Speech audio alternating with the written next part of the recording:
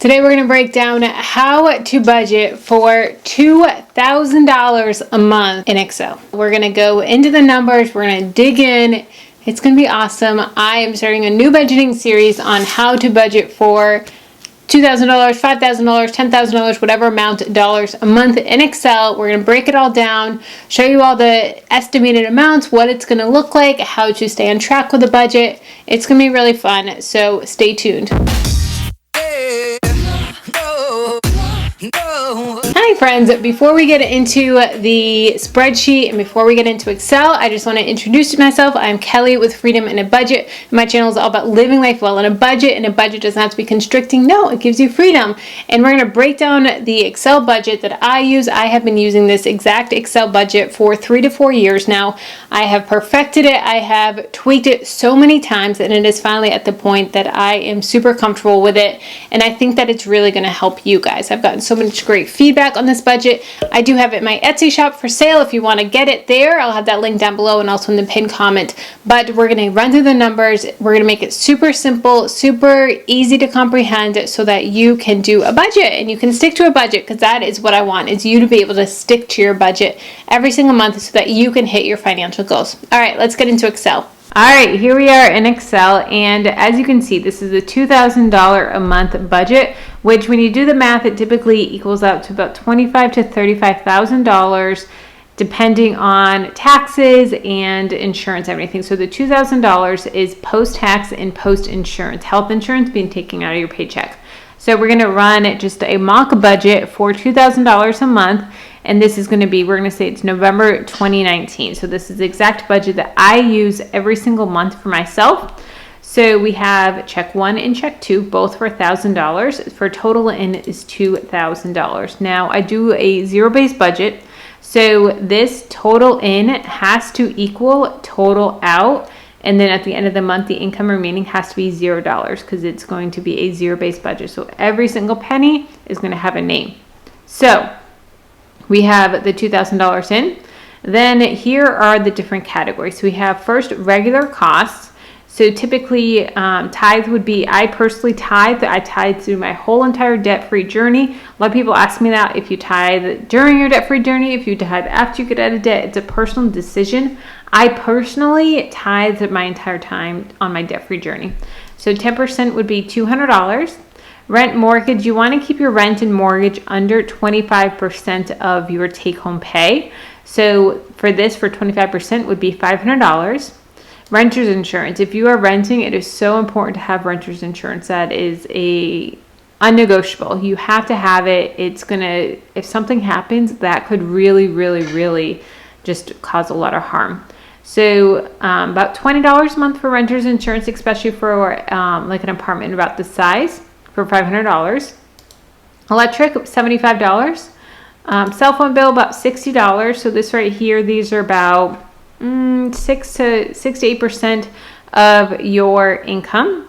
Internet, $50, and this would be, but this is 2.5% of the income. Car insurance, $100 a month. This varies depending on where you are in the country, where you are, what type of car you drive, all of that. So we're estimating about $100 a month. All right, now for these ones that can change a little bit. So we have grocery, eating out, entertainment, and gas. So the way that I do it is I have these subcategories down below, and I log every single receipt, every single purchase. If I use 75 cents at a vending machine, it is getting logged in the budget. So everything is logged here. Now these are just mock purchases. So we're going to say that we went to Aldi 4 times. I only go to the grocery store once a week. That's a huge way to save money. So total of $191. Now this $191, when you enter in these down here, it's going to flood up here to $191, which is really cool.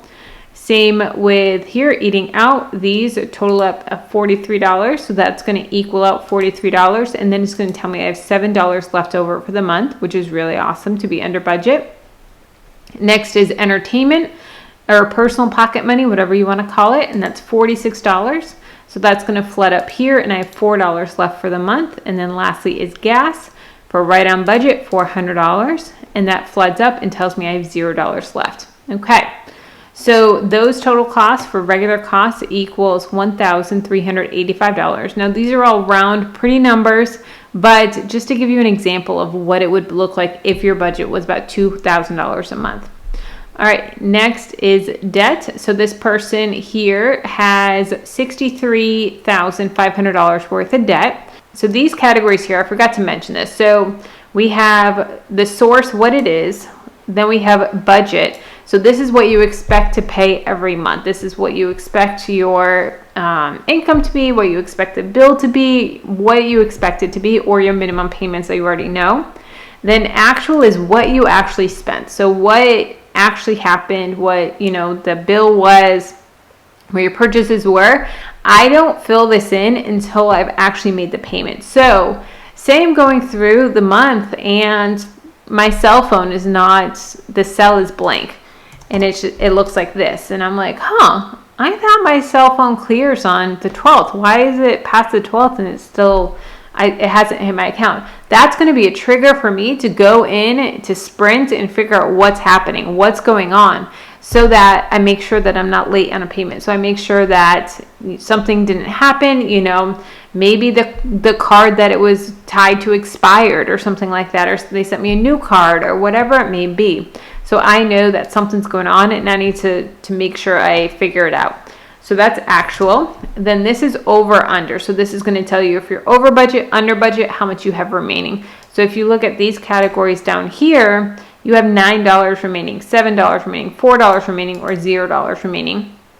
Then this category here, income, this column is going to be the percent of your income. This is just a guide. I personally am a numbers person, so I just like seeing what it would look like, how much percentage-wise of my income it's going to be. Then when we get down to debt and sinking funds, this is going to be the balance, the remaining balance of how much left you have of your debt. So you would update this each month with the remaining balance. And then for sinking funds, it's going to be opposite, how much you have in that fund. Like how much have you grown your savings to, which is awesome. Okay, so now that we've explained that, kind of backtrack a little bit, let's get back to the debt. So the debt is here. Now I'm going to skip this because we're going to come back to that. Okay, so sorry we're jumping around. So emergency fund, this $2,000, I personally think that you should have at least 1 month's worth of expenses as your emergency fund. I know a lot of people say $1,000. I personally believe 1 month's worth of expenses for your emergency fund. That's just me and just getting ahead a month. So we have $2,000 in our emergency fund. And then here we have 3 sinking funds. We're not trying to beef up all of our sinking funds and everything because we're still in debt, paying that off. And so I have car repair. We're putting $25 a month to car repair. Total is $75. Christmas, $50 a month for a total of $200. Then medical is $25 a month for a total of $150. So we're putting $100 a month to our sinking fund, and that is $425 total in our sinking funds. Actually, that is wrong because we have our emergency fund in there. That's considered part of it. So we have, whoa, what are we doing here? Let's get this back. So 2,000. Then if we're going to add these up,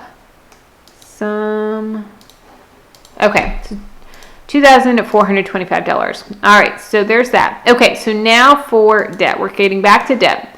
So I'm going to skip credit card, but car and student loan. So as you can see, those are zeroed out. Now, if I had just made the $45 minimum payment on my credit card, I would have $20 left over for the month. You can see that here. But since this is a zero-based budget, any penny that we have left over, that's going to our debt. So the smallest debt that we have is the car repair. So the smallest debt we have is the credit card. So we're going to put that $20 to the credit card. So that's going to make it $65. So now we're $20 extra that we're putting towards our credit card and making our income remaining at $0 because it's a zero-based budget.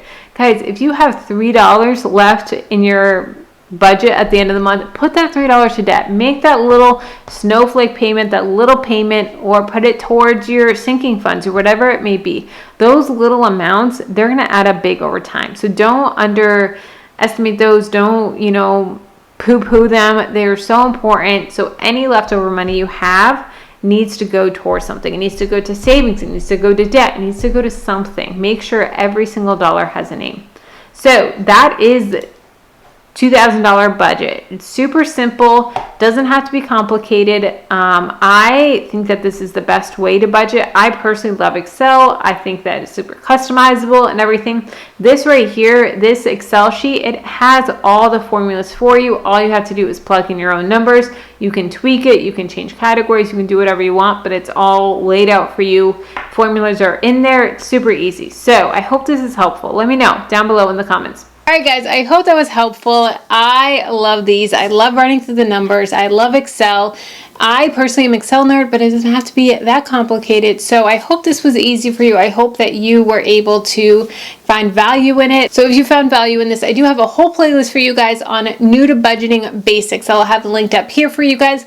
So all the different questions that you may have most likely will be answered in this playlist. All right, I'll see you in the next video.